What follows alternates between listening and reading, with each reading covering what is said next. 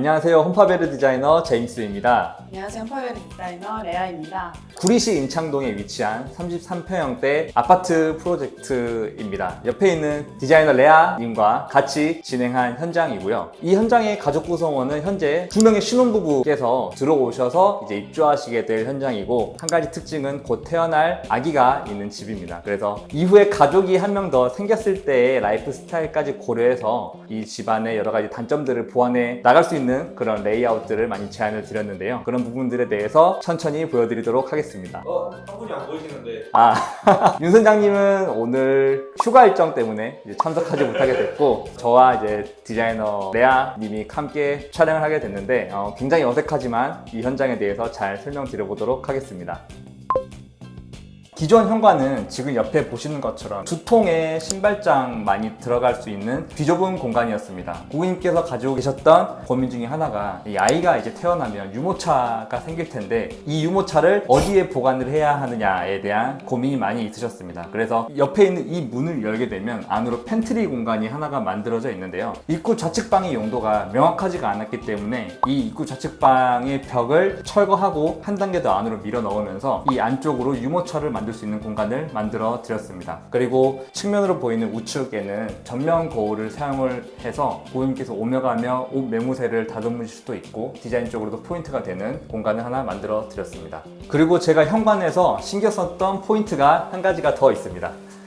바로 현관을 들어왔을 때 이 실내가 바로 보인다는 점을 저도 그렇고 고객님도 그렇고 별로 좋아하지 않았었는데요. 그렇다고 중문을 설치하기에는 현관 자체가 너무 좁아 보인다는 생각이 들었습니다. 그래서 저희가 고심을 했던 끝에 이 파티션을 여기에 시공을 해드렸는데요. 기대하는 역할은 두 가지였습니다. 첫 번째는 현관 들어왔을 때 자연스럽게 모루유리가 보이면서 시야를 정리해주는 점이 하나였고요. 그 다음에 이제 거실 쪽에서 보시면 기존에 TV가 놓이는 공간의 벽체가 짧았습니다. 그래서 이 벽체를 조금 더 연장을 하면서 TV가 놓이는 위치도 조금 더 자연스러워 보일 수 있게끔 구성을 해드렸습니다.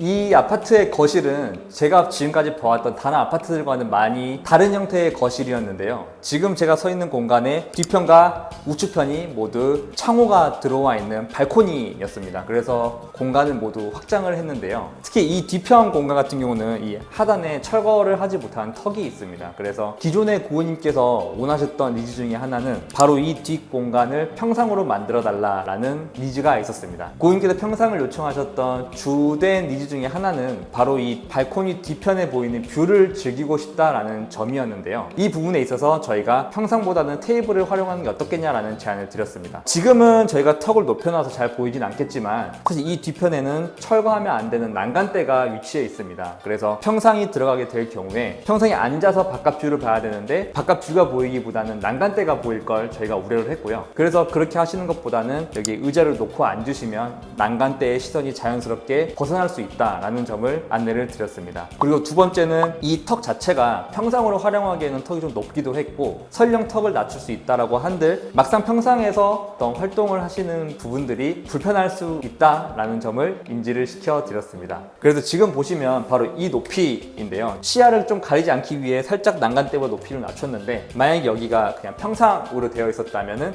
시야가 이 부분에 가렸었을 겁니다. 그리고 또 한 가지 저희 홈파베르에서 가장 좋아하는 레이아웃 중에 하나가 있는데 바로 거실의 레이아웃을 배치를 할 때 앞면에 TV가 있고 소파가 있고 그 뒤에 다용도 목적의 테이블을 활용할 수 있는 그런 배치를 많이 제안을 드리는데요. 이 배치에서는 자연스럽게 그런 구조가 나올 수도 있고 나중에 혹시라도 고객님께서 손님들을 초대했을 때 이 테이블 공간에서 여러 명이 함께 모여서 식사를 할 수 있는 공간의 역할도 할 수 있는 그런 공간입니다.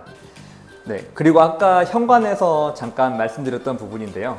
바로 이 TV 아트월 공간입니다. 기존에 TV가 위치한 벽체의 길이는 여기까지였습니다. 그래도 고객님께서 사용하시는 TV가 들어오게 되면 이 공간이 너무 가득 차 보이는 듯한 느낌이 들었고 현관에서 보이는 시야도 차단하고 이 아트월이 연장되어 있는 듯한 느낌을 줄 겸 가벽을 연장을 해드렸습니다. 그리고 또 한 가지가 거실 공간이 사실은 현관과도 연결이 돼 있고 주방과도 애매하게 연결이 돼 있어서 좀 안정적이지 못한 구조를 가지고 있었습니다. 그래서 이 거실도 늘리고 주방 쪽에서도 의도적으로 가벽을 늘리면서 이 거실 거실 공간의 구획을 나눠준 것도 있습니다.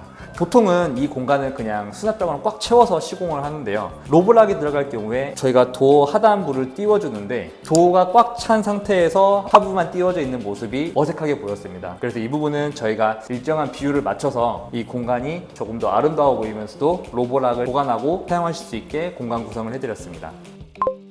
이 주방에서는 냉장고를 놓을 수 있는 위치는 이쪽밖에 없었습니다. 그리고 냉장고를 배치하고 남는 공간은 약 1.5m로 되어 있었는데 여기 1.5m 공간에 제작 가구를 짜거나 홈파를 넣거나 아일랜드를 놓기에는 너무 부피감이 커 보여서 더 좁아 보일 수 있기 때문에 레어로 선반을 제안을 드렸습니다. 레어로 선반을 놓음으로써 수납력도 확보를 했고 거실에서 주방을 바라봤을 때 디자인적인 포인트가 될 수 있었습니다. 20-30평대 구축 아파트에서는 이런 주방 구조가 많이 나오게 되는데 이쪽을 제작 가구로 채우기보다는 오픈형 선반이나 기성 가구로 채움으로써 조금 더 개방감을 주고 수납을 더 확보할 수 있는 방법을 추천드리겠습니다. 이번 현장에서는 주방 상판을 칸스톤으로 진행하게 되었는데요. 저희 홈파베르에서는 주방 상판과 벽체를 같은 소재로 마감을 하는 것을 많이 제안드립니다. 그렇게 하는 이유는 유지 보수도 더 편리하고 디자인적인 완성도가 더 높아집니다. 이번 현장에서는 우드가 포인트인데 상부장과 하부장을 투톤으로 제안을 드리면서 이 우드가 더 돋보일 수 있도록 계획을 했습니다. 이 주방 공간에서 저희가 가장 신경 썼던 부분이 바로 이 홈바입니다. 고객님께서 홈바를 꼭 갖고 싶어 하셨는데요.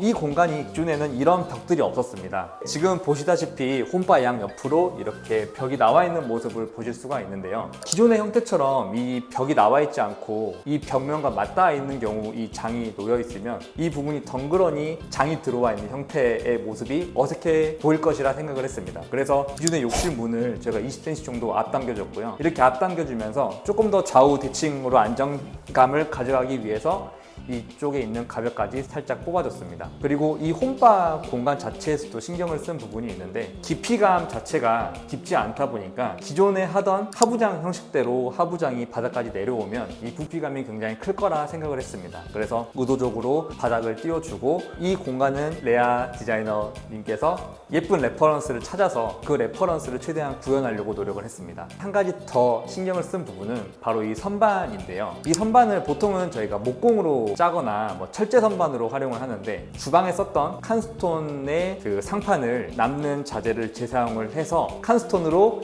이 선반을 만들어 드렸습니다. 칸스톤은 저희가 홈을 파서 가공할 수가 있어요. 그래서 아랫부분은 홈을 파줘서 조명까지 같이 매립을 해 드렸습니다.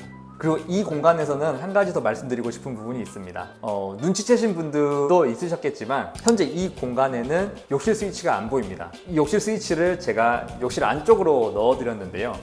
욕실 스위치를 안쪽으로 넣어드린 이유 중에 하나는 일단은 홈바 공간 쪽에서 욕실 스위치가 보이는 모습이 좀 정리가 안 된다라고 생각을 했고요. 또 한 가지는 욕실 스위치가 꼭 밖에 있을 필요가 없다라고 생각을 했습니다. 방 역시도 저희가 방 문을 열고 들어가서 스위치를 키듯이 욕실도 문 열고 들어가서 키면 되지 않을까? 라는 생각에서 스위치 위치를 바꾸는 걸 제안을 드렸고요. 욕실에서 스위치 위치를 잡을 때 고려했던 요소 중에 하나는 이 스위치가 혹시라도 물을 사용하는 위치에서 너무 가깝게 있으면 안 된다라는 점을 고려를 했습니다. 그래서 스위치가 샤워를 할 때 물을 어떻게 쓰더라도 튀지 않을 공간으로 위치를 잡아서 스위치를 만들어 드렸습니다. 저희가 공용부 공간을 설계할 때 항상 스위치 하나, 콘센트 위치 하나하나를 다 저희가 고민을 하는데 이 욕실 스위치도 되도록이면 안쪽으로 넣을 수 없는지에 대해서 많은 분들이 생각을 해보시면 좋을 것 같습니다. 저희는 프로젝트를 시작할 때 설계에 필요한 가전 가구 리스트를 받는 편입니다. 그 가전 가구 리스트를 먼저 봤을 때 고객님의 취향은 우드 앤 화이트였습니다. 가지고 계신 가구와도 어떻게 잘 어울리는 마감재를 선택할까 생각을 하다가 레놀릿의 샌드링햄 오크 내추럴이라는 필름을 사용했습니다. 샌드링햄 오크 내추럴은 채도가 낮아서 부담스럽지 않고 시공이 되었을 때 가장 호불호가 없는 우드 색상이라고 생각을 합니다. 우드와 맞닿는 저희 이온 콘센트 색깔은 화이트나 아이보리보다는 스테인리스 컬러를 시공하는 게 가장 고급스러워 보이는 것 같습니다. 그래서 이번 현장에 우드와 맞닿는 콘센트는 모두 스테인리스 색깔로 적용을 해드렸습니다.